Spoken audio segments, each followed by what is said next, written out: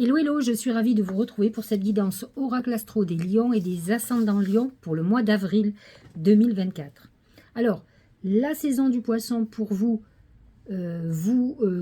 active votre maison 8, qui est la maison de la transformation, de la sexualité, des gains et des pertes financières. C'est la maison aussi des héritages et de la mort, vous le savez.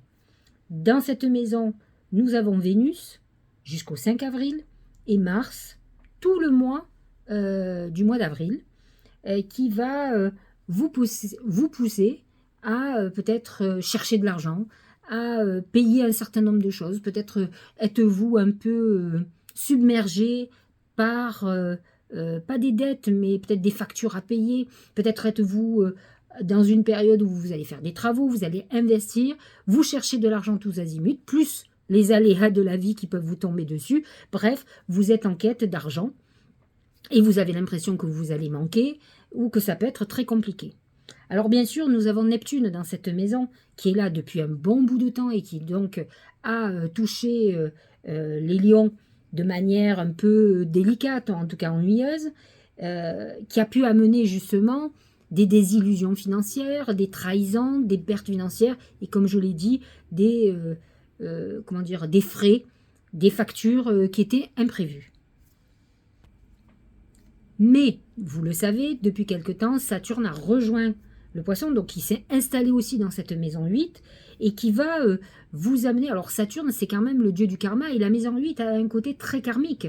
Donc vous pouvez être quand même confronté par exemple à des héritages, à des histoires d'argent donc familiales, à des quêtes d'ordre financier et peut-être allez-vous vous trouver dans une situation où peut-être vous n'avez pas été, comment dirais-je, pas attentif, mais vous n'avez pas tenu compte d'un certain nombre de choses et vous vous retrouvez dans une situation délicate.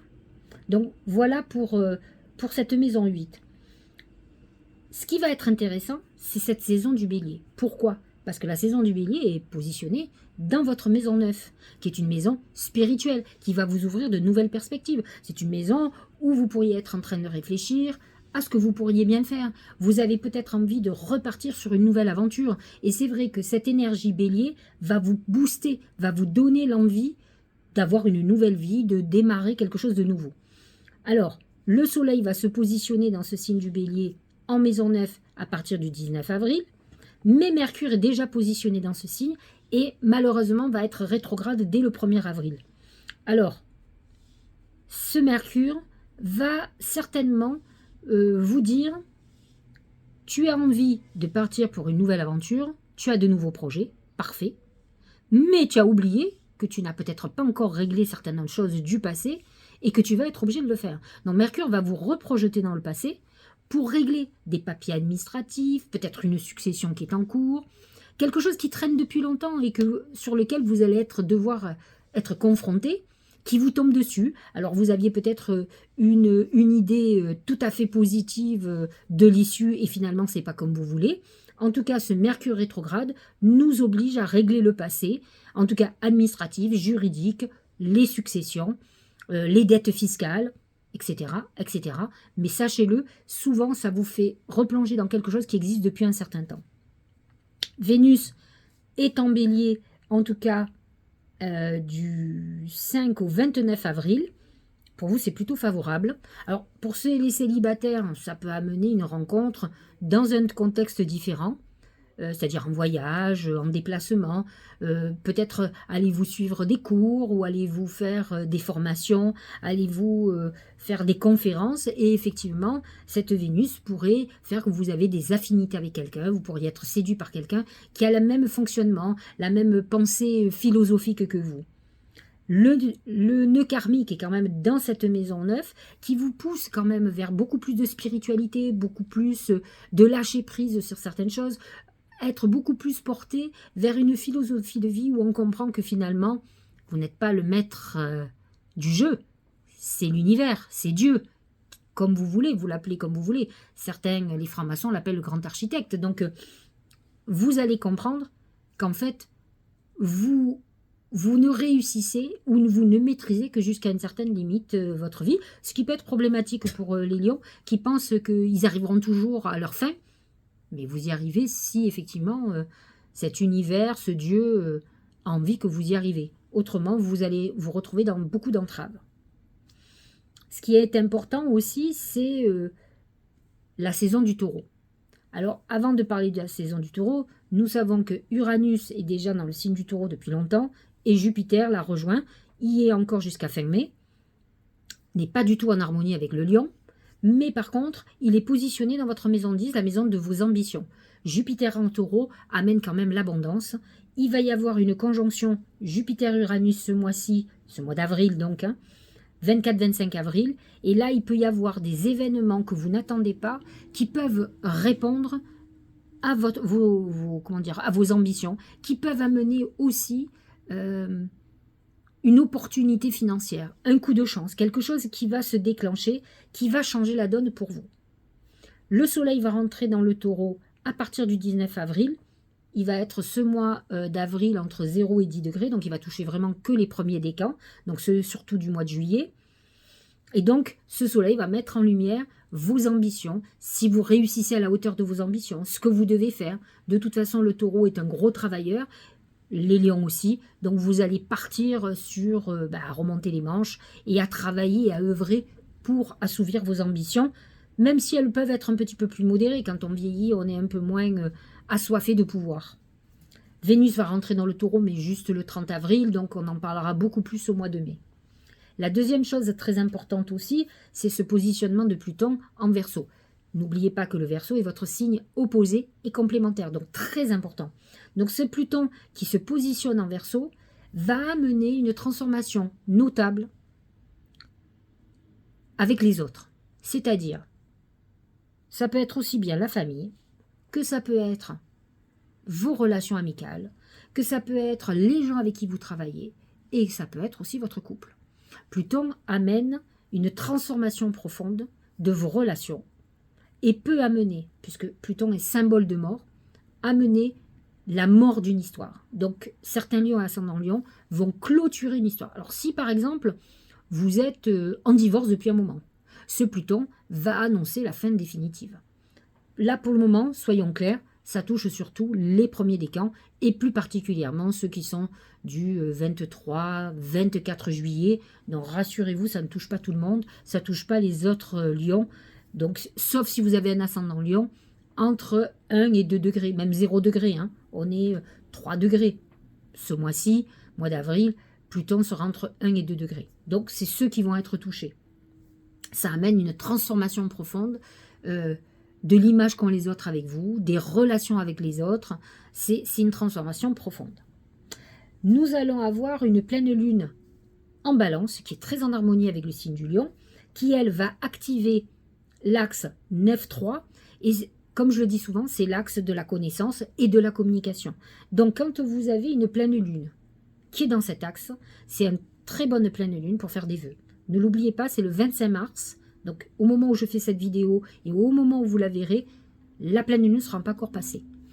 Donc vous pourrez absolument faire vos vœux et je vous le conseille. C'est le moment de demander tout ce que vous voulez, le maximum, parce que vous aurez une connexion exceptionnelle avec vos guides.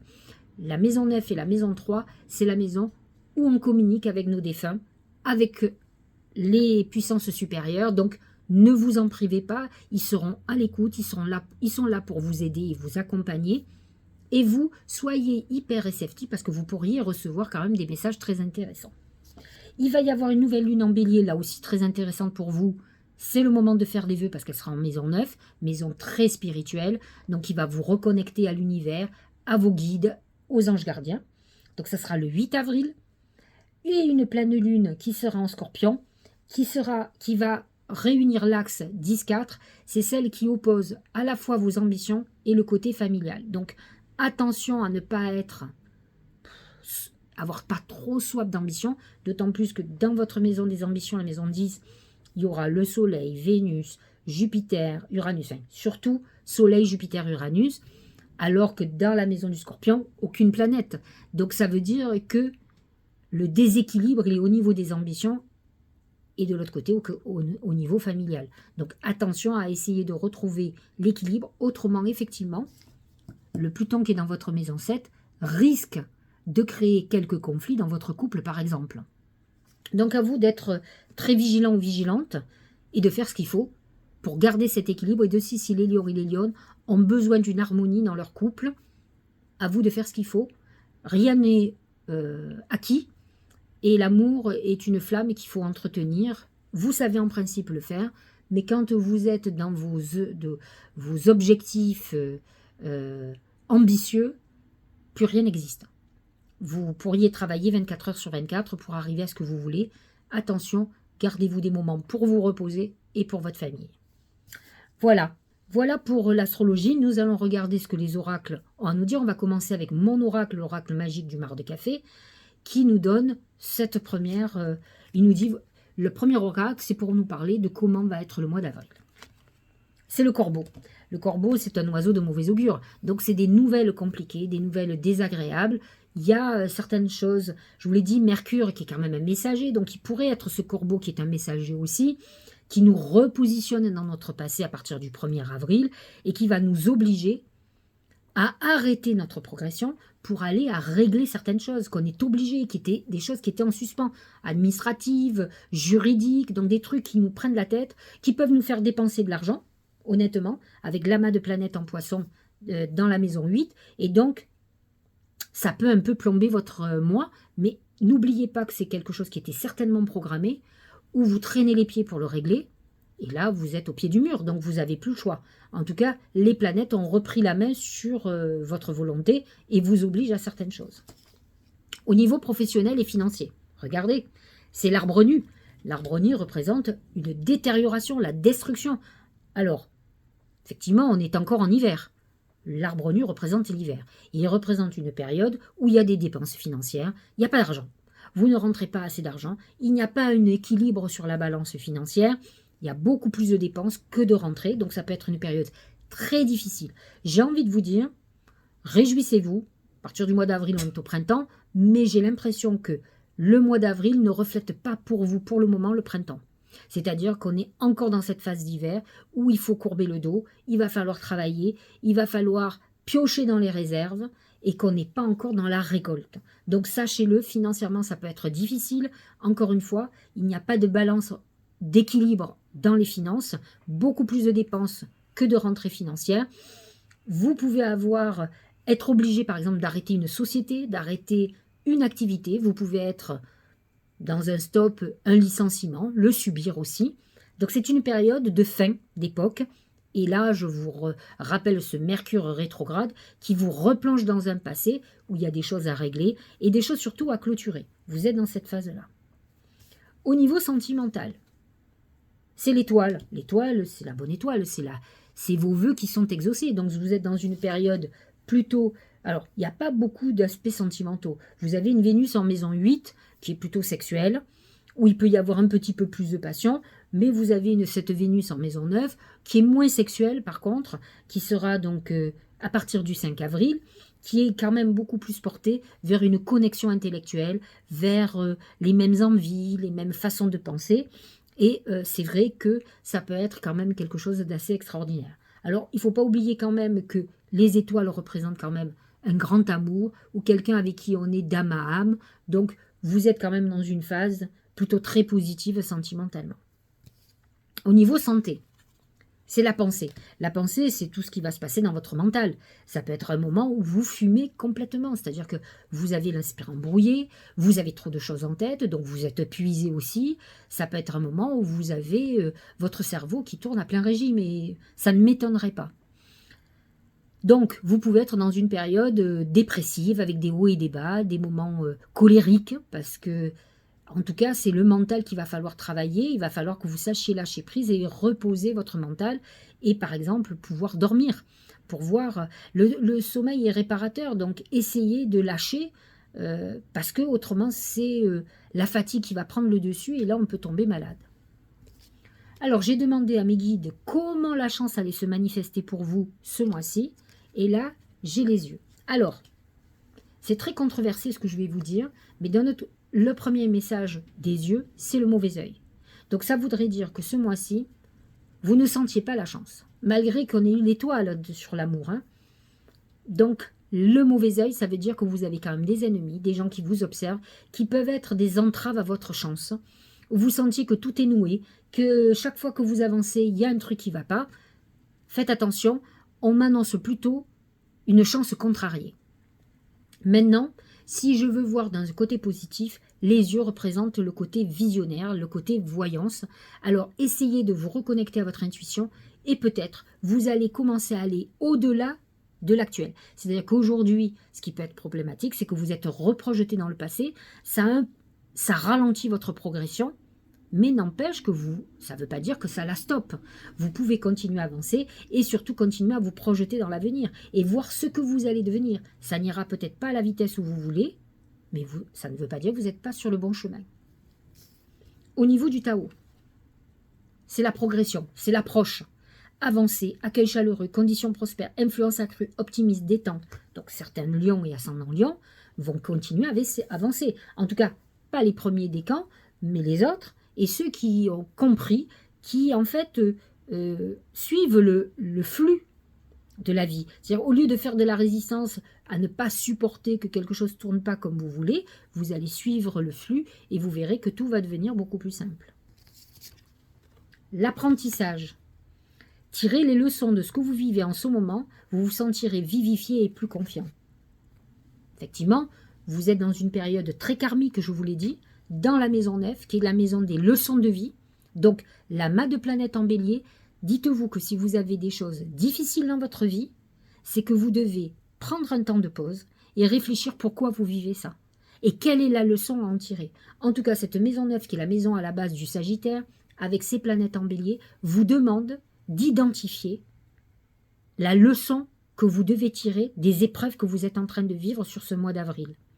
À vous de réfléchir pour pouvoir dépasser ça et continuer à avancer. Dites-vous que toutes ces difficultés sont effectivement une période d'apprentissage de la vie.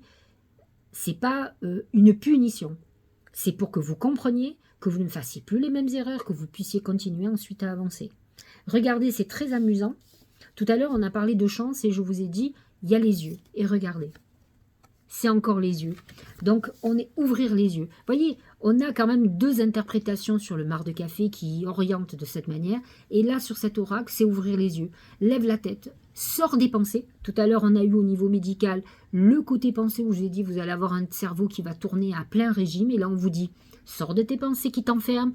Effectivement, ça tourne en boucle, vous êtes complètement bloqué. Regarde autour, la magie est là, tout autour de toi. En fait, il faut que vous arriviez à vous déconnecter à un moment donné de vos problèmes, de lâcher prise, de prendre du temps pour vous et d'arriver à vous projeter, comme je vous disais, d'utiliser les yeux pour aller au-delà du quotidien d'aujourd'hui. Et vous verrez que, mais c'est surtout lâcher ce mental qui devient presque obsessionnel. Voilà, cher ami Lion et ascendant Lion, j'espère que cette guidance vous aura éclairé. Je vous souhaite un très bon mois d'avril qui, malgré ce que je vous ai dit, n'est pas mauvais puisque vous avez quand même les planètes en bélier qui sont plutôt favorables. Ceux qui ont des épreuves, comprenez que ce sont des leçons de vie et tirez-en des leçons justement. Et le but c'est d'apprendre et de ne pas vivre encore tout ça selon l'âge qu'on a. On n'a plus envie de vivre en tout cas. Je vous embrasse et je vous dis à bientôt.